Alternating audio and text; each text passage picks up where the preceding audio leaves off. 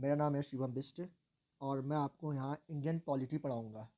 मेरे द्वारा आपको इंडियन पॉलिटी का पूरी कंप्लीट सेशन पढ़ाए जाएंगे और आपको बेसिक से बेसिक वो चीज़ें भी बताई जाएंगी जो एग्ज़ाम पॉइंट ऑफ व्यू से इम्पॉर्टेंट है। तो ज़्यादा टाइम आपका ना लेते हुए हम सीधे टॉपिक में स्टार्ट करते हैं। सबसे पहले देखो, इंडियन पॉलिटी को समझने से ना पहले उसका हिस्टोरिकल बैकग्राउंड हमें पता होना चाहिए। मैं कई लोगों से कहूँगा कि हमारा रिपब्लिक डे कब होता है तो वो लोग बता देंगे, ठीक है। लेकिन कॉन्स्टिट्यूशन क्या है ना, चीज़ रातों रात नहीं बने। कॉन्स्टिट्यूशन बनने के लिए हमने हिस्टोरिकल बैकग्राउंड पढ़ना ज़्यादा इंपॉर्टेंट होता है। कैसे हमने हिस्टोरिकल बैकग्राउंड के हमारा हिस्टोरिकल बैकग्राउंड रहा जिससे कि हमें कॉन्स्टिट्यूशन बना, और कॉन्स्टिट्यूशन में जो चीज़ें बनी, हमारे संविधान में जो भी चीज़ें आई, इन्वॉल्व हुई, वो कैसे रही, ये सारी चीज़ों को समझने के लिए सबसे पहले आपको हिस्टोरिकल बैकग्राउंड समझना बहुत इंपॉर्टेंट रहता है। तो जो कोर्स मेरे द्वारा आपको कराया जाएगा उसमें देखो, सबसे पहले आपको हिस्टोरिकल बैकग्राउंड, ये पूरा कोर्स का टॉपिक है जिसे हिस्टोरिकल बैकग्राउंड बताया जाएगा। आपको प्रॉपर स्लाइड के थ्रू आपको समझाया जाएगा, चित्रों के द्वारा आपको ज़्यादा फैमिलियर कराया जाएगा, जिससे कि आप क्या होगे, ईजिली अंडरस्टैंडिंग रहेगी। और ये चीज़ इंपॉर्टेंट रहेगी कि कोई भी आदमी, कोई भी बच्चा अगर किसी भी वनडे एग्जामिनेशन की प्रिपरेशन कर रहा है, चाहे एनडी हो, सीडीएस हो, या कोई भी अदर एग्जामिनेशन है वनडे, तो आपके इससे बाहर कोई भी क्वेश्चन नहीं बनेंगे। क्योंकि एग्जाम में आने वाले जो एग्जामिनर का, सबसे पहले आपको एग्जामिनर को समझना पड़ता है कि आपको एग्जामिनर किस टाइप के क्वेश्चन पूछना चाह रहा है। तो वो पैटर्न समझते हुए आपको सारे क्वेश्चन कराए जाएंगे। सबसे पहले देखो, कोर्स समझ लो, हिस्टोरिकल बैकग्राउंड कराया जाएगा, कॉन्स्टिट्यूशन कैसे बना, सोर्स ऑफ कॉन्स्टिट्यूशन से भी बहुत क्वेश्चन आते हैं, इंडियन कॉन्स्टिट्यूशन के सोर्स क्या क्या हैं, इसके फीचर्स, और सबसे ज़्यादा और इंपॉर्टेंट बनती है चीज़ें, fundamental right, directive principle, fundamental duty. फिर जो रोल प्रेसिडेंट है, वाइस प्रेसिडेंट है, सीएम, पीएम जो भी है, इनके roles, high court, supreme court क्या होते हैं, सारी चीज़ें आपको कवर कराई जाएंगी। और कुछ जो शॉर्ट टॉपिक्स होते हैं वो आपको इस स्लाइड में दिख रहे हैं। जो शॉर्ट टॉपिक है, वन डे टॉपिक कह सकते हो, या नॉन कोई कोई इसमें से बहुत ज़्यादा इंपॉर्टेंट नहीं होते, लेकिन एक एग्जामिनेशन पॉइंट ऑफ व्यू से कुछ पढ़ना पड़ता है। जैसे एंटी डिफेक्शन लॉ, ये इंपॉर्टेंट है। कुछ चीज़ें ऐसी होती है बेसिक जो इनमें से कवर कराई जाएगी आपको, ठीक है। तो आप सबसे पहले चीज़ें समझे कि कॉन्स्टिट्यूशन होता क्या है। अब आप इमेजिनेशन करो, आप जैसे स्कूल जाते हो, आप स्कूल जाते हो तो वहाँ पे एक टाइमिंग है कि आपकी 9 बजे का स्कूल है, फिर प्रेयर होती है, फिर फर्स्ट क्लास कौन सा टीचर लेता है, सेकंड क्लास कौन सा टीचर लेता है। इस टाइप से चीज़ें क्या है, ऑर्गेनाइज वे में क्या है, सेटल्ड है। मीन्स अगर मैं प्रॉपरली कहूँगा तो वहाँ सेट ऑफ रूल्स हैं, एक रूल्स पहले से बन चुके हैं, और उस रूल के हिसाब से लोग उनको फॉलो कर रहे हो। जैसे आप अपना बैग ले जाते हो, अपना टाइम टेबल सेट करते हो कि आज हमारे कौन कौन से पीरियड होंगे, तो ये सेट ऑफ रूल्स हैं। तो कॉन्स्टिट्यूशन भी है क्या, जैसे इसमें पिक्चर में आप समझ होंगे कि जैसे कोचिंग इंस्टीट्यूट हो गया, ऑर्गेनाइजेशन हो गई, यहाँ पे सेट ऑफ रूल से चीज़ें चल रही हैं। कुछ रूल्स हैं, उनके सेट बना रखे हैं, उस हिसाब से चीज़ें चल रही हैं। तो वैसे ही इंडिया को भी अगर अगर हमने एक देश को चलाना है, एक स्टेट को चलाना है, तो यहाँ भी क्या होगा, सेट ऑफ रूल्स होंगे, ठीक है। नहीं तो अगर रूल्स नहीं होंगे तो जिसकी मर्जी जो आएगा वो करेगा। अगर सपोज करो यहाँ रूल्स नहीं है, कोई बाइक कैसे चला रहा है बिना लाइसेंस के, कोई हेलमेट नहीं पहन रहा, कोई कुछ नहीं कर रहा, तो यहाँ सेट ऑफ रूल्स क्या। तो रिक्वायरमेंट क्या पड़ी, हमें ये रिक्वायरमेंट पड़ी जब हमारा देश आज़ाद हो था, हमें लगा कि हमारे पास एक रूल्स होने चाहिए, सेट ऑफ रूल्स। सपोज करो किसी ने किसी का मर्डर कर दिया तो उसके लिए क्या सज़ा है, ठीक है। हमारा देश कैसे चलेगा, प्रधानमंत्री कौन होगा, एमपी एमएलए कौन होंगे, ये कैसे सिलेक्ट होंगे, कैसे इलेक्ट होंगे, आईएएस पीसीएस क्या होंगे, कोई भी पोस्ट कैसे सिलेक्ट होगी, ये सारी चीज़ें लिखी गई थी। तो उसे हमें कॉन्स्टिट्यूशन का, तो कॉन्स्टिट्यूशन है क्या, सेट ऑफ रूल्स है जिसमें हमारे फंडामेंटल प्रिंसिपल डाले गए हैं कि जिससे हम अपनी स्टेट को गवर्न कर सके, कैसे वो चलेगी, ठीक है। आगे समझो ये चीज़ें। देखो अब मैं आपसे कहूँगा कि आप लोग कहोगे कि सर अभी तो चलो हमारा देश आज़ाद हुआ तो हमने कॉन्स्टिट्यूशन बनाया, तो इससे पहले हमारा कॉन्स्टिट्यूशन तो था नहीं, तब भी तो हम जी रहे थे और तब भी हम सिविलाइज्ड थे। तो उसका रीज़न ये रहता है कि पहले टाइम पे हम क्या देखते थे, देखो द कुरान है, भगवत गीता है, ये चीज़ें हमको क्या करती थी, एक्चुअल में इनका काम भी वही होता था जो आज हमारे डेट में आज क्या है, कॉन्स्टिट्यूशन का काम है। कॉन्स्टिट्यूशन क्या कर रहा है, एक देश को चलाने में उसके रूल्स एंड रेगुलेशन बने हैं, उससे आदमी चल रहा है, ठीक है। पहले क्या होता था, पहले हम क्या कहते थे, धर्म के हिसाब से चलते थे। हम जो भी गीता में लिखा रहता था वो चीज़ हमको सिखाती क्या थी, हमको यही चीज़ तो सिखाती थी ना कि हमने कैसे सिविलाइज रहना है, कैसे हमने सही काम करना है, कैसे हमने धर्म के रास्ते में चलना है, ठीक है। ऐसा तो किसी धर्म में नहीं लिखा है कि चोरी करो या किसी का खून करो, ऐसा नहीं लिखा है ना। तो वो चीज़ें भी हमको क्या करती है, सिविलाइज्ड रहती थी कि हम सोशल एनिमल है तो हमको सोशली बनाती थी, ठीक है। तो इन चीज़ों से मतलब क्या है कि मैं आपको ये बताना चाह रहा हूँ कि कॉन्स्टिट्यूशन जो आज की डेट में काम कर रहा है, वो पहले कौन काम करता था, हमारी रिलीजियंस बुक काम करती थी, ठीक है। और जो जो चीज़ें आपको इंपॉर्टेंट है वो चीज़ें मैं आपको बता दूंगा। देखो, अब रिटर्न कॉन्स्टिट्यूशन और अनरिटन कॉन्स्टिट्यूशन की अगर हम बात करें, इन चीज़ का टॉपिक बाद में भी आएगा, लेकिन लाइटली मैं आपको इन्फॉर्मेशन दे देता हूँ कि ये है क्या। देखो, रिटन कॉन्स्टिट्यूशन वो कॉन्स्टिट्यूशन होता है जो कि हमारे बुक में लिखा गया है। जैसे आपकी कोई किताब है, उसको पहले से लिखा गया है ना, जैसे तो ऐसे ही हमारे जो संविधान है वो भी पूरा लिखा गया है। ठीक है, उसमें पूरा लिखा गया है। और देखो यहाँ पे साइन वाइन और कर रहे हैं कि एक पूरी किताब है, जवाहरलाल नेहरू है वहाँ पे साइन कर रहे हैं। तो हमारा कॉन्स्टिट्यूशन क्या है, ऑलरेडी रिटन कॉन्स्टिट्यूशन है। ठीक है, हमने सारी चीज़ें इसमें पहले से लिखी हैं और इस उसी चीज़ को हम मान रहे हैं और उसी चीज़ को हम फॉलो कर रहे हैं। लेकिन अनरिटन कॉन्स्टिट्यूशन, जैसे अभी आपको मैं बताऊंगा कहाँ कहाँ पे अनरिटन कॉन्स्टिट्यूशन है। जैसे ब्रिटेन में अनरिटन कॉन्स्टिट्यूशन है। तो वहाँ क्या होता है कि कॉन्स्टिट्यूशन बनाया नहीं गया, वहाँ पहले से डिसाइड नहीं किया गया है कि कुछ पोस्ट किसी किसी चीज़ों में, जैसे सपोज करो मैं आपको एग्जांपल देता हूँ कि हम कोई भी नया लॉ बनाते हैं तो हम क्या देखते हैं कि वो हमारे फंडामेंटल राइट्स को वॉलेट नहीं करना चाहिए। ठीक है, हमारे जो फंडामेंटल मूल अधिकार है उसको उसमें कोई दिक्कत नहीं आनी चाहिए। लेकिन जब अनरिटन कॉन्स्टिट्यूशन की बात करते हैं तो वहाँ की उस वक्त की सिचुएशन, एट अ पॉइंट की सिचुएशन समझते हुए उन चीज़ को पार्लियामेंट्री पास करते हैं। ठीक है, हमारे वहाँ क्या है, कोई भी चीज़ें रिटर्न दी गई है। जैसे एग्जांपल बता दो तो आपको, जैसे कोई किसी का मर्डर करता है तो हम कहेंगे उसकी सज़ा कितनी है और क्या सज़ा है, हम उसकी लिखे रहेंगे। ठीक है, लेकिन वहाँ क्या हुआ अनरिटन कॉन्स्टिट्यूशन में, उनके यहाँ किसी ने मर्डर किया, सबसे फर्स्ट बार मर्डर मर्डर किया, तो वो उस केस को पढ़ेंगे, फिर समझेंगे, फिर उसके हिसाब से वो सज़ा देंगे।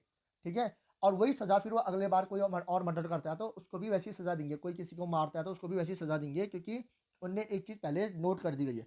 हमारे यहाँ पहले से नोट हुआ कि जैसे सपोज करो किसी ने मर्डर किया, उसको हमने 7 साल की सज़ा दे दी। ठीक है, तो हम क्या करेंगे, उसी चीज़ को फॉर्मेट को फॉलो करेंगे। बस ये देखेंगे कि एडवर्सिटी कितनी थी, मतलब कितना क्रूअल्टी से उसने चीज़ें की हैं, उस चीज़ को रिलेटेड हम उन उन चीज़ों को एविडेंस मानते हुए हम चीज़ों को सज़ा देंगे। ठीक है, तो हमारे पास क्या है, ऑलरेडी रिटर्न कॉन्स्टिट्यूशन है। इस चीज़ को आपका टॉपिक ये आपका बाद में भी आएगा, इसलिए मैं आपको ये इसमें ज़्यादा टाइम आपका नहीं रख लेता हूँ। अब आपकी जो इंपॉर्टेंट चीज़ है वो कनेक्ट करते हुए आपको समझाता हूँ। देखो, सबसे पहले हमने क्या इंपॉर्टेंट होता है पॉलिटी पढ़ने के लिए, हमको सबसे पहले हिस्टोरिकल पढ़ना पड़ता है, हिस्ट्री पड़ती है इंडियन कॉन्स्टिट्यूशन की। कि जैसा कि मैंने आपको पहले भी बताया कि हमारा रातों रात को कॉन्स्टिट्यूशन तो आया नहीं। कॉन्स्टिट्यूशन बनने के पीछे बहुत सी ऐसी चीज़ें रही होंगी जो कि क्या करती है, इन्फ्लुएंस करती है कि अभी जो हमारा कॉन्स्टिट्यूशन बना है वो क्यों बना है ऐसा। ठीक है, जैसे पिक्चर से आप समझ रहे हो कि ईस्ट इंडिया कंपनी, ठीक है, दिख रही है आपको ईस्ट इंडिया कंपनी एक साइड, फिर east India company under crown दिख रहा है। पहले में देखा east India company free monopoly. Monopoly का मतलब होता है स्वतंत्र, जैसे जिसको क्या होता है, जैसे सपोज करो आप, मोनोपोली का मतलब ये होता है कि सिर्फ आप ही को अधिकार है और किसी और को अधिकार नहीं है। ठीक है, उसका मतलब होता है मोनोपोली। फिर east India company under crown, crown के जब अंडर आई उन्होंने कैसा काम किया, और लास्ट में क्राउन। ठीक है, जैसे अगर मैं आपसे पूछूं तो हमारे देश में देखो जो आई थी ईस्ट इंडिया कंपनी, वो 1600 के टाइम पे हमारे देश में उनका वो यहाँ पहुँच गए थे। लेकिन जब वो पहुँचे थे वो एज अ ट्रेडिंग बॉडी पहुँचे थे, व्यापार करने के लिए वो हमारे देश के अंदर इंटर हुए थे। ठीक है, अभी जैसे आपको मैं समझाता हूँ, जैसे तो हुआ क्या, अब वो हमारे देश के अंदर आए थे व्यापार करने के लिए। उसके बाद उन्होंने धीरे धीरे चीज़ें कब्जानी शुरू कर दी, एरिया जीतने लग गए। तो उसके बाद ब्रिटिश गवर्नमेंट को भी लगा कि ये लोग तो बहुत हावी हो जाएंगे, ये लोग तो बहुत ज़्यादा शक्तिशाली बन रहे हैं, इनका जो भी घर आता था वो बहुत पैसा लाता था। तो लोगों को वहाँ लगा कि ये जो आदमी ईस्ट इंडिया कंपनी वाले हैं जो कि इंडिया में जा रहे हैं, वहाँ से बहुत पैसा कमा रहे हैं और यहाँ देश में आके बहुत पैसा ला रहे हैं, तो उन लोगों को ये अच्छा नहीं लगा। ठीक है, तभी उन्होंने उसके बाद क्या करा, धीरे धीरे ईस्ट इंडिया कंपनी से पावर छीन के ब्रिटिश गवर्नमेंट ने क्या करा, अपने अंदर लाने लाने की कोशिश करी। मतलब ईस्ट इंडिया कंपनी ने पहले यहाँ हमारे इंडिया में राज किया, तो हम ब्रिटिश गवर्नमेंट ने क्या किया, उसकी सारी पावर, ईस्ट इंडिया की सारी पावर अपने अंदर ले ली और कहा कि जितनी तेरी टेरिटरी है, जितना भी तूने एरिया कब्जा किया, अब वो मेरा हो गया। तो उसके बाद वो क्राउन रूल में चेंज हो गया। तो ये सारी प्रोसेस अभी हम पढ़ेंगे और आगे समझेंगे पिक्चर के थ्रू। ठीक है, आगे समझो। देखो, सबसे पहले क्या आया, चार्टर एक्ट 1600। चार्टर एक्ट 1600 क्या कहता है आपको समझना। ठीक है, देखो यहाँ पे क्यून है, क्यून ने क्या कहा, ईस्ट इंडिया कंपनी गई क्यून के पास और उन्होंने कहा कि हमें परमिशन दो, हम क्या करना चाहते हैं, व्यापार करना चाहते हैं। उन्होंने कहा कहाँ व्यापार करना चाहते हो, उन्होंने कहा ईस्ट साइड। ठीक है, तो यहाँ पे देखो आपकी पेन से दिखाया भी होगा कि यहाँ पे समझो आप, ये पॉइंट देखो आप, ये होता है लंदन। ठीक है, यहाँ से वो किस साइड को आए, आपके ईस्ट साइड को आए। ईस्ट साइड को कहाँ को आए, इस साइड को, इंडिया की तरफ को आए नहीं आए। तो इसे क्या कहा, ईस्ट इंडिया कंपनी। हमने उसको ईस्ट इंडिया कंपनी इसलिए कहा कि उसने क्या करा, जो अफ्रीका है, अफ्रीका के नीचे जो पॉइंट होता है उसको कहते हैं केप ऑफ गुड होप। ठीक है, तो एलिजाबेथ से उन्होंने क्या परमिशन मांगी कि हम इससे आगे ट्रेड करना चाहते हैं। देखो अब जो हम सरकार से कुछ कहते हैं कि हमको ट्रेड करना है, तो वो क्या कहती है, उनका शेयर क्या होगा, उसने कहा जो भी हमारा प्रॉफिट होगा उसमें से आपको शेयर दिया जाएगा। क्वीन एलिजाबेथ ने परमिशन उनको दे दी। वो लोग क्या है, पहले उन्होंने फ्री ट्रेड करना शुरू किया। उन्होंने क्या करा, स्पाइसीज देखो यहाँ पे आपको फोटो के साथ दिखा रहे होंगे, जिसमें क्या होता है कि उन्होंने यहाँ मसाले देखे, उन्होंने यहाँ से जो मसाले उठा के ले गए वो यूरोप में ले जाते थे और वहाँ जाके अच्छे दामों में उनको बेचते थे। ठीक है, क्योंकि ये गरम मसाले होते हैं, जैसे आप कुछ भी गरम मसाला देख लो आप, हमारे वहाँ आपको लौंग इलायची कोई भी ऐसी चीज़ें मिल जाएंगी, ये सारी क्या होते हैं गरम मसाले होते हैं। और जो जो क्या कहते हैं यूरोप साइड अगर देखो या इस साइड को जहाँ ये व्यापार करते थे, वहाँ ये क्या देखते थे, वहाँ ठंडा इलाका है, तो वो मसाले वहाँ बहुत यूज़ होते थे, लोगों के लिए काफ़ी एक लाइफ लाइन हो जाती थी वो उनके लिए। तो क्या हुआ, तो जो ब्रिटिश ईस्ट इंडिया कंपनी थी वो उसमें से बहुत प्रॉफिट कमाती थी। ठीक है, तो हुआ क्या, तो जितना भी प्रॉफिट कमाती थी उसका शेयर क्वीन एलिजाबेथ को जा रहा था। ठीक है, तो वो फ्री ट्रेड उनके लिए अलाउ था। ठीक है, तो इससे क्या हुआ कि लोग बहुत पैसा कमाने लग गए, कौन, ईस्ट इंडिया कंपनी बहुत ज़्यादा पैसा कमाने लग गई। ठीक है, फिर आगे आते हैं दीवानी राइट्स। अब दीवानी राइट्स क्या है, देखो दीवानी राइट्स हमने 1765 आपने इस स्लाइड में देखा होगा। दीवानी राइट्स की बात करी गई थी सबसे पहले ईस्ट इंडिया कंपनी के फ्री मोनोपोली में। देखो जब उसको परमिशन दी थी कि तुम चाहो तुम स्वतंत्र हो कहा ईस्ट साइड को व्यापार करने के लिए। फिर जो दीवानी राइट्स है उसके नीचे 1765 वाला दीवानी राइट्स है क्या एक्चुअल में, देखो देखो अब यहाँ पे जब वो राज करने आ रहे थे या यहाँ पे व्यापार कर रहे थे, तो कहीं ना कहीं यहाँ के राजा लोगों के साथ अनफेयर हो रहा था। तो तब लड़ाई होती है इस चीज़ की, कौन तीन राजा लड़े, किससे लड़े, तो ये चीज़ें आपकी हिस्ट्री में आएंगी।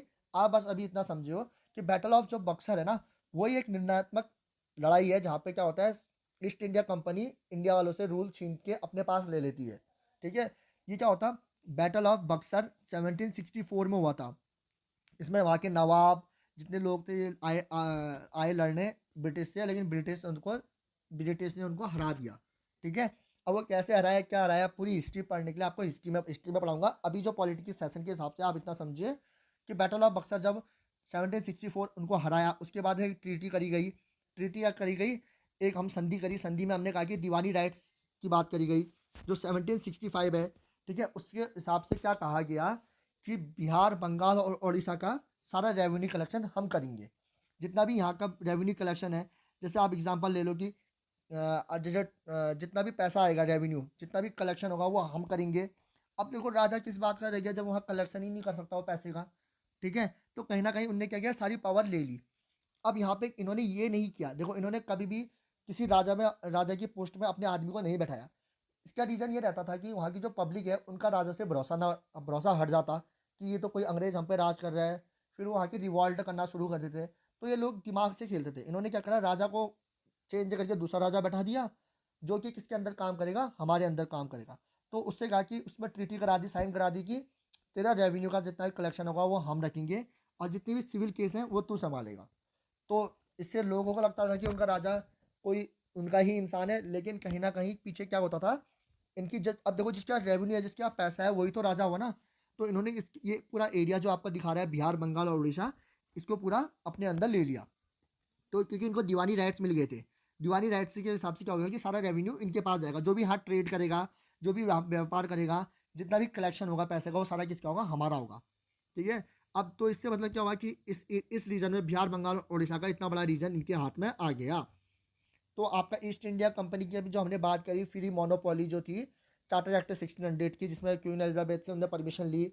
और दीवानी राइट्स की बात करी जिसमें कि उन्होंने किससे परमिशन ली थी, मुगल का जो अम्पायर था, उस वक्त अम्पायर था, तो उससे ली थी कि अब हम यहाँ का दीवानी राइट्स हमारी हो गई। ठीक है, उस वक्त मुगलों का राज चल रहा था ना, तो उन्होंने इस रीजन को क्या कहा, हमने जीता है तो इस रीजन की क्या रहेगी, जितने भी रेवेन्यू है, जितना भी पैसा यहाँ पे कलेक्ट होगा वो सारा पैसा हमारा होगा। अब आते हैं east India company under crown. अब ये चीज़ ना, जब इन्होंने बहुत पैसा कमाना शुरू कर दिया, किन लोगों ने, ईस्ट इंडिया कंपनी के लोगों ने, जब ये अपने देश जाते थे तो बहुत सारा सोना ले जाते थे, बहुत सा पैसा ले जाते थे, तो वहाँ के लोगों को ये पसंद नहीं आया। क्योंकि ये लोग जो जा रहे थे 1 साल या 2 साल के लिए ईस्ट इंडिया कंपनी में जाते थे, वहाँ से खूब जो ये मर्चेंट लोग थे बहुत पैसा कमा के आते थे। तो उससे क्या होता था कि कहीं ना कहीं अब इनकी भी बहुत पैसा हो जाता था इनके पास, ये प्रॉपर्टी खरीद रहे हैं, ये चीज़ें खरीद रहे हैं, मतलब जो कि ईस्ट इंडिया कंपनी में जा रहा है उनके यहाँ बहुत पैसा हो गया, यहाँ तक कि इतना पैसा हो गया कि सरकार तक भी इनके सामने झुकना शुरू हो गई थी। तो इन्होंने, क्योंकि ये किसी को भी खरीद सकते थे, ऐसी कंडीशन होने लग गई थी। तो ये चीज़ों को देखते हुए इन लोगों को डर लगा ब्रिटिश गवर्नमेंट को कि ये चीज़ हमारे लिए हावी हो जा रही है। तो उन्होंने क्या करा, धीरे धीरे ईस्ट इंडिया कंपनी को रेगुलेट करने के लिए कि वो अधिक से अधिक पैसा ना कमाए, और इनको कंट्रोल करने के लिए उन्होंने क्या किया, इस चीज़ के लिए रेगुलेटिंग एक्ट लाए। ठीक है, तो ईस्ट इंडिया कंपनी के अंदर जो रेगुलेटिंग एक्ट आया, सबसे पहला कौन सा आया, 1773, जहाँ पे उन्हें ये ज़रूरत लगी कि हमने ईस्ट इंडिया कंपनी को, हमने व्यापार की परमिशन तो दी, ट्रेड करने की परमिशन तो दी, लेकिन अब हमने क्या करना चाहिए, उनको कंट्रोल करना चाहिए, नहीं तो वो कल के दिन हमारे देश के लिए ही नुकसान करेंगे। तो सबसे पहला आया देखो रेगुलेटिंग एक्ट 1773। ठीक है, ये पहले बार था जिस वक्त कंपनी रूल की अगर हम बात करते हैं, तो ये चीज़ इंपॉर्टेंट याद रखना है कि कंपनी रूल की जब हम बात करते हैं, तो इसको देखो, हम जब दीवानी राइट्स आई, दीवानी राइट्स 1765 से लेके 1857, जब तक हमारा क्या हुआ था, 1857 की क्रांति हुई थी, तब तक को हम कंपनी रूल कहते हैं। उसके बाद जो होता है हमारा क्राउन रूल के अंदर आता है। फिर कैसे क्राउन रूल ने पावर ले ली, वो चीज़ आएंगी।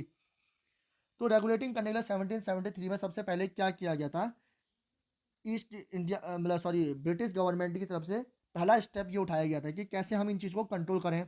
ठीक है, किसको, ब्रिटिश गवर्नमेंट ने क्या किया, कंट्रोल करने थे किसके अफेयर, ईस्ट इंडिया कंपनी के, कि ईस्ट इंडिया कंपनी के जो लोग हैं वो उन लोगों को कंट्रोल करना था। तो उन्होंने क्या किया,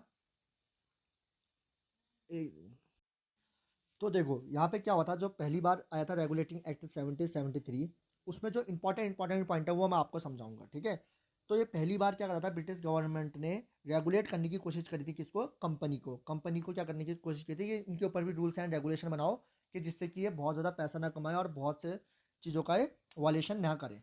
तो देखो उस वक्त जो गवर्नर, तीन प्रेसिडेंसी होती थी उस वक्त, जैसे कि मैंने आपको पिक्चर के थ्रू बताया, जैसे यहाँ बिहार, बंगाल, उड़ीसा, ठीक है, इसको हम बंगाल रीजन कहते थे। वैसे ही नीचे मद्रास, आपको पता होगा जहाँ मद्रास है उस साइड का पूरा रीजन को मद्रास हो गया, और मुंबई। ठीक है, ये तीन प्रेसिडेंसी होती थी अलग अलग। तो ब्रिटिश गवर्नमेंट को ये नहीं लगा कि वो इन तीन जगहों को कैसे कंट्रोल करें, तो उन्होंने क्या करा, गवर्नर, जो सब जगह देखो, सब जगह गवर्नर होते थे, गवर्नर ऑफ बंगाल होगा, गवर्नर ऑफ मद्रास होगा, governor of Bengal sorry Mumbai होगा। ठीक है, तीनों जगह के अपने अपने गवर्नर होंगे।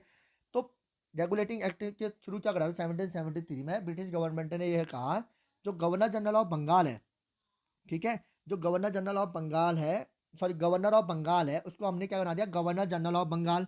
उसको हमने क्या बना दिया, गवर्नर जनरल ऑफ बंगाल। जैसे आपको पिक्चर में दिख रहा होगा यहाँ पे एक, ये देखो आप यहाँ पे समझो, गवर्नर जनरल ऑफ बंगाल बना दिया इसको। ठीक है, ये आदमी जो है, और तो इसको क्या कहा, परमिशन क्या मिल गई, गवर्नर जनरल ऑफ बंगाल बना दिया। और इससे कहा कि ये पहला आदमी कौन था, वॉरेन हेस्टिंग था।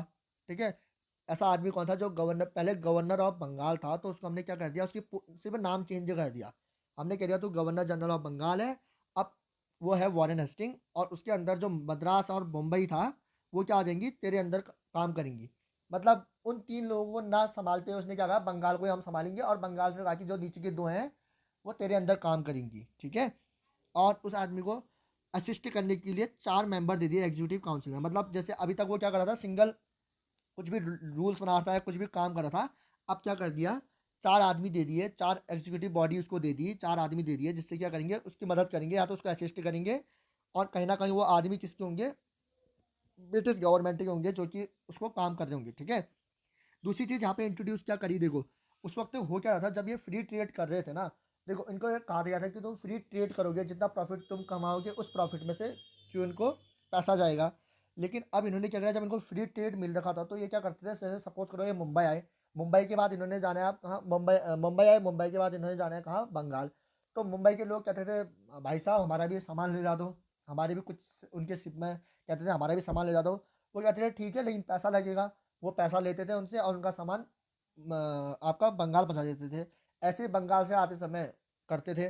तो इससे होता क्या था कि जो ये प्राइवेट ट्रेड कहते हैं इसे, ठीक है, एक्चुअली का उनका ट्रेड क्या था कि इंडिया से यूरोप में करेंगे, ठीक है, इंडिया से कहाँ करेंगे, अपने ब्रिटेन में करेंगे। लेकिन जो प्राइवेट ट्रेड होता था, जो छोटा छोटा ट्रेड होता था, ठीक है, ये छोटे छोटे ट्रेड का जो पैसा होता था वो अपनी जेब में डालते थे। ठीक है, तो इन इन चीज़ों से ही उनका पैसा बहुत बना था। तो ब्रिटिश गवर्नमेंट ने कहा कि अब के बाद कोई भी प्राइवेट ट्रेड नहीं करेगा।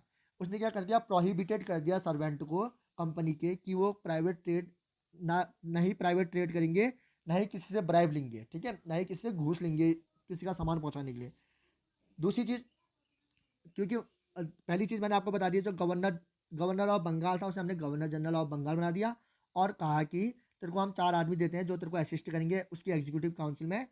और वो कौन था पहला आदमी? Lord Warren Hastings. दूसरी चीज़ हमने कहा कि जो मुंबई और मद्रास की प्रेसिडेंसी थी, जो मुंबई और मद्रास थे, वो हमने किसके अंदर डाल दिए? बंगाल के अंदर डाल दिए। मतलब वो किसको रिपोर्ट करेंगे? बंगाल को। और बंगाल किसको रिपोर्ट करेगा? ब्रिटिश गवर्नमेंट को।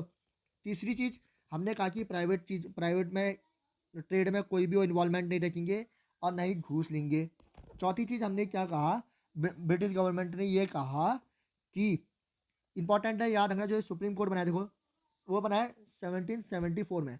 तो यहाँ सुप्रीम कोर्ट बनाया एट कलकत्ता 1774 में, जो जिसमें एक चीफ जस्टिस और 3 जज रखे गए। ठीक है, उनसे क्या कहा गया कि अगर कोई भी ऐसा काम करते हो गलत काम, तो तुम्हारी यहाँ कार्रवाई होगी। ठीक है, इस चीज़ को उन्होंने कंट्रोल करने के लिए करा ना। देखो, ब्रिटिश ईस्ट इंडिया कंपनी अभी तक फ्री थी, उनको कोई कंट्रोल नहीं करा था, लेकिन उनको कंट्रोल करने के लिए ये चीज़ें इंट्रोड्यूस करी गई। समझ में आ रहा है? तो ऐसी चीज़ें इंट्रोड्यूस करी गई। इसके बाद देखो, जो एक और चीज़ इंपॉर्टेंट थी वो ये थी कि हमने क्या बनाया। देखो यहाँ पे पढ़ो, फिक्स कोड ऑफ डायरेक्टर। ठीक है, हमने कोड ऑफ डायरेक्टर्स बनाए। कोड ऑफ डायरेक्टर्स में जैसे उसमें हमने 24 आदमी रखे गए थे जिनका टेन्योर हमने रखा। ये चीज़ें ज़्यादा इंपॉर्टेंट नहीं है कि टेन्योर रखा क्या रखा, लेकिन ये चीज़ इंपॉर्टेंट इसमें ये है कि हमने कोड ऑफ डायरेक्टर बनाए। अब वो कोड ऑफ डायरेक्टर क्या करते थे? हमने एक ग्रुप बनाया, ठीक है, लोगों का, जिनको कोड ऑफ डायरेक्टर कहा गया, जो कि क्या करते थे, जो कहीं ना कहीं किसके लिए काम करते थे? ब्रिटिश गवर्नमेंट के लिए काम करते थे। और वो क्या करते थे? कंपनी को क्या करते थे? देखते थे, उसको गवर्न करते थे, कि कंपनी की सारी रिपोर्ट देते थे कि कितना रेवेन्यू कलेक्शन होता है, क्या सिविल में कर रहे हैं, क्या मिलिट्री अफेयर्स जो उनके हो रहे हैं इंडिया के अंदर, उन चीज़ों को देखते थे।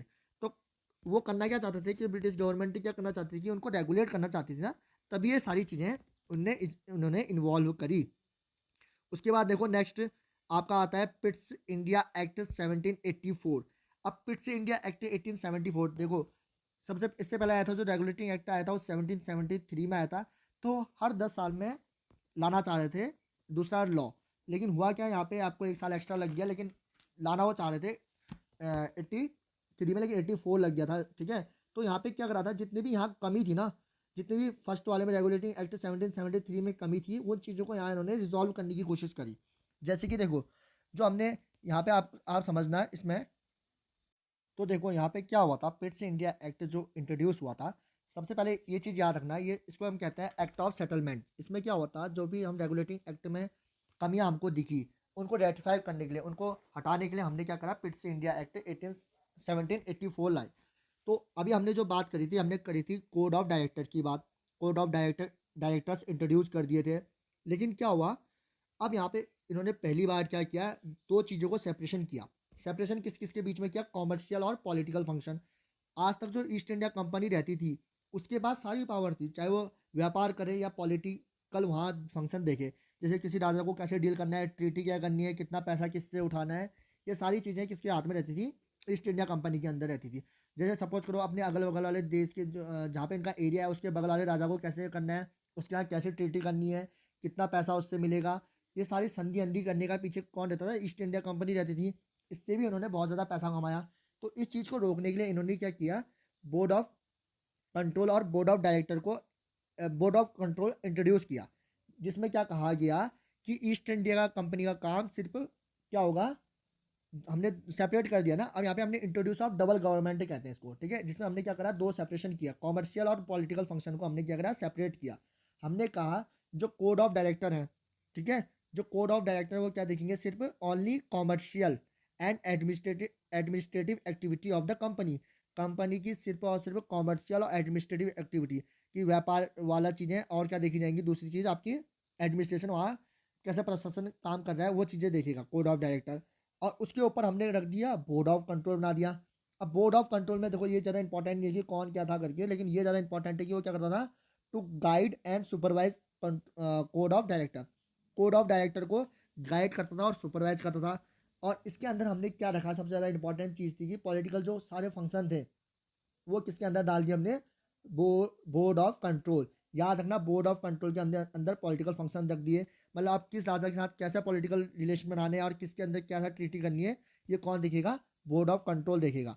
अब यहाँ से हमने क्या करा, ब्रिटिश गवर्नमेंट की जो वाली पावर थी ये भी हमने क्या कर दी, छीन ली। तो यहाँ पे क्या कहता, ये मैनेज करेगा सारे political affair like civil, military, revenue affair and of company in India. ठीक है, आज से पहले जैसे मैंने आपको बताया कि वो किसी राजा के साथ ट्रीटी कर रहे हैं, सपोज करो अपने बगल वाले राजा से ट्रीटी करी उनने और उसको हरा दिया, या फिर कहा भाई या तो हमसे ट्रीटी कर ले, नहीं तो हम तेरे पे आक्रमण करते हैं।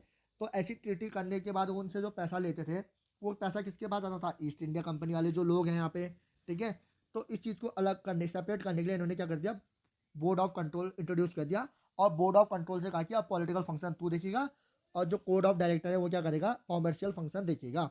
यहाँ से हमने क्या करी, इनकी पावर और कम करने की कोशिश कर दी, ठीक है। उसके बाद आओ power distribution after Pitt's India act. अब पिट्स इंडिया एक्ट के बाद जो पावर डिस्ट्रीब्यूशन हो उसको समझो, ठीक है। देखो सबसे पहले क्राउन, जो कि वहाँ की रानी होती है, ठीक है, एलिजाबेथ एलिजाबेथ थी जिनने परमिशन दी थी। अब उसके अंदर कौन काम करता है? जैसे आज की डेट में भी वहाँ क्राउन रूल ही है, ठीक है। वहाँ कोई एक मोनार्च है, कोई क्वीन है, इनकी हम बात करते हैं, ठीक है, क्वीन किंग बनते हैं, ठीक है। तो उसके नीचे ब्रिटिश गवर्नमेंट पार्लियामेंट काम करती है, अभी भी ये सिस्टम है। अब देखो हमने करा क्या, सबसे पहले उसके नीचे हमने क्या डाल दिया, बोर्ड ऑफ डायरेक्टर इंट्रोड्यूस कर दिया। अब बोर्ड ऑफ डायरेक्टर किसको करेगा? देखो क्राउन किसको हैंडल करती है, किसको लीड करती है? ब्रिटिश पार्लियामेंट को। ब्रिटिश पार्लियामेंट किसको कंट्रोल करेगी? बोर्ड ऑफ डायरेक्टर के लोगों को। और बोर्ड ऑफ डायरेक्टर के जिसको हमने पॉलिटिकल चीज़ें दे दी हैं सारी, पॉलिटिकल के रीजन, मतलब जो भी पॉलिटिकली इंडिया के अंदर काम होगा वो कौन देखेगा? अफेयर, सारे political affair board of director देखेगा। सारी सिविल मिलिट्री चीज़ कौन देखेगा? बोर्ड ऑफ डायरेक्टर देखेगा। और किसको गाइड करेगा? यहाँ पे हमने देखो एक चीज़ पढ़ी भी यहाँ पे, to guide and supervise the court of director. उसके नीचे है कोड ऑफ डायरेक्टर को सुपरवाइज भी करेगा, उसको निर्देश भी देगा कि कैसे करना है, क्या करना है। और कोड ऑफ डायरेक्टर के अंदर हमने क्या दिया, कॉमर्शियल एक्टिविटी इसको दे रखी है। अब यहाँ पे से नीचे कौन हो गया? गवर्नर जनरल ऑफ बंगाल, ठीक है। गवर्नर जनरल ऑफ बंगाल जो है उसको हमने, जो बंगाल का था उसको पहले हमने गवर्नर ऑफ बंगाल था, हमने उसका बना दिया गवर्नर जनरल ऑफ बंगाल बना दिया, ठीक है। और गवर्नर जनरल ऑफ बंगाल से कहा तेरे अंदर दो लोग आते हैं, कौन? उसने कहा गवर्नर ऑफ मुंबई और गवर्नर ऑफ मद्रास, ये दोनों इसके अंदर आते हैं। तो आप पिक्चर से समझ पा रहे होंगे कि चीज़ें हो कैसे रही हैं, कैसे कैसे चीज़ें इंट्रोड्यूस करके हमने। अब हम क्या कर रहे हैं, अब इतनी चीज़ों को ना संभालते हुए ब्रिटिश गवर्नमेंट किसको कहेगी? सीधे बोर्ड ऑफ डायरेक्टर को कहेगी एक्शन लेने के लिए। वो नीचे कोड ऑफ डायरेक्टर को कहेगा, वो सीधे किसको है? गवर्नर जनरल ऑफ बंगाल को करेगा, और वो नीचे कंट्रोल कर जाएगा, ठीक है। इससे ये चीज़ें हो जाती हैं। अब इसके बाद आते हैं चार्टर एक्ट। एक्चुअल में जो चार्टर एक्ट स्टार्ट हुए थे वो आए थे 1793 से, लेकिन हम सीधे पढ़ते हैं यहाँ पे 1813, क्योंकि जो 1793 है वो ज़्यादा इंपॉर्टेंट नहीं है, उसमें ज़्यादा ऐसी कुछ चीज़ें हुई नहीं थी, ना ही एग्जामिनेशन पॉइंट ऑफ व्यू से इतनी चीज़ें उसको पढ़ते भी नहीं है, ठीक है। तो अब यहाँ पे क्या चीज़ हुई थी, चार्टर एक्ट 1830 आई थी, जिसमें हमने अभी तक हमने देखो आप पढ़ रहे थे कि क्या मोनोपोली थी, किसकी? ब्रिटिश की मोनोपोली थी। आपने डायग्राम से देखा होगा, यहाँ पे हमने फ्री मोनोपोली थी हर चीज़ में, ठीक है। आपने इस डायग्राम में देखो यहाँ पे फ्री मोनोपोली लिखा है ना, जिसमें क्या था, फ्री मोनोपोली थी किसको? ईस्ट इंडिया कंपनी को करने की, उन्होंने परमिशन ली थी कि उनसे, और कहा था कि हम वहाँ ट्रेड करना चाहते हैं। लेकिन अब क्या हुआ था, चार्टर एक्ट 1830 बोलता था ट्रेड मोनोपोली में की बात हुई। अब यहाँ पे क्या किया था, पहली बार अब उनको लगा चलो ये भाई इतना मोनोपोली कर ली, मोनोपोली मतलब स्वतंत्र थे, इस कंपनी के अलावा कोई और कंपनी नहीं कर सकती थी यहाँ पे व्यापार, क्योंकि ईस्ट इंडिया कंपनी से उन्होंने परमिशन ली थी ना, मतलब सॉरी ब्रिटिश गवर्नमेंट से उन्होंने परमिशन ली थी ना, कि उनसे क्या ली थी? परमिशन ली थी कि हम यहाँ को ट्रेड करते हैं और प्रॉफिट हम आपको देंगे, ठीक है, उसका शेयर आपको देंगे। लेकिन अब क्या था कि ईस्ट इंडिया कंपनी ने, क्राउन ने फिर अपनी पार्लियामेंट से कहा कि भाई साहब एक ऐसा रूल बनाओ, ठीक है, कैसा रूल बनाओ, ब्रिटिश पार्लियामेंट से कहा कि ऐसा रूल बनाओ कि जिसमें क्या होगा, इनकी मोनोपोली खत्म हो जाए, ठीक है। तो उन्होंने कहा कि अब ईस्ट इंडिया कंपनी की मोनोपोली खत्म हो गई है। उन्होंने कहा अब, ठीक है, ईस्ट इंडिया कंपनी जो है वो सिर्फ किस में मोनोपोली रह गई? उनकी टी में, trade, T trade in China, ठीक है। एक्चुअल में इसने कहा था कि पूरा कंप्लीट ये कहा था कि आप सिर्फ या तो चाइना से मोनोपोली, आप चाइना के साथ आप जो भी व्यापार करोगे उसमें आपकी मोनोपोली रहेगी, और चाय के साथ आपकी टी के साथ आपकी मोनोपोली रहेगी, मतलब आपके अलावा और कोई चाय नहीं बेचेगा, एक चीज़ तो ये कहा गया था। और चाइना के साथ आपकी जो मोनोपोली है वो आपकी बनी रहेगी, बाकी सारी मोनोपोली हटा दी गई थी। मतलब आप समझो कि पहले वो सारे सामान बेचते थे, मसाले भी बेचते थे, अब उनके अलावा भी कोई और भी आ सकता है वो भी बेच सकता है, और सिर्फ वही नहीं रही, ठीक है। तो इससे क्या हो गया, उनकी मोनोपोली खत्म कर दी गई थी। तो ये बहुत इंपॉर्टेंट है, कभी बहुत बार पूछा जाता है कि किस चार्टर एक्ट के through British east India company की मोनोपोली खत्म कर दी थी? वो है चार्टर एक्ट 1813। तो आप पिक्चर से आराम से समझ रहे हो, देखो चाइना वाला आदमी बना रहा है जो चाय पी रहा है, ठीक है। तो टी ट्रेड इन चाइना ही इसकी मोनोपोली रखी थी, बाकी सारी चीज़ें खत्म कर दी गई थी। अब बहुत दुख पड़ गया फिर ईस्ट इंडिया कंपनी को। तो इसके बाद हम पढ़ते हैं आपका, एक मिनट में टाइम देख लेता हूँ क्योंकि इसके बाद आप पढ़ते हैं आपका चार्टर एक्ट 1833। तो ये चीज़ आपके नेक्स्ट सेशन में पढ़ेंगे, क्योंकि 30 मिनट्स हो चुके हैं। मैं नहीं चाहता कि इससे लंबी क्लास रखूँ और आपको दिक्कत हो, लेकिन पिक्चरों के थ्रू अगर आप पढ़ोगे तो इससे आपको बहुत बेनिफिट पड़ेगा, क्योंकि बेनिफिट रहेगा, क्योंकि पिक्चर के थ्रू क्या हो रहा है, आप चीज़ें समझ रहे हैं। ठीक है, इन चीज़ों को आप समझ रहे हैं और इन चीज़ों को आप क्या करेंगे, दिमाग में आपकी छप जाएंगी, कैसी चीज़ें कंट्रोल हो रही हैं, कैसी चीज़ें आ रही हैं। ठीक है, तो ऐसी चीज ये चीज़ें पढ़ते रहिए और अपना ध्यान रखें, और इस लेक्चर को कंटिन्यू पढ़ते रहिए। ठीक है, धन्यवाद, अपना ध्यान रखिए।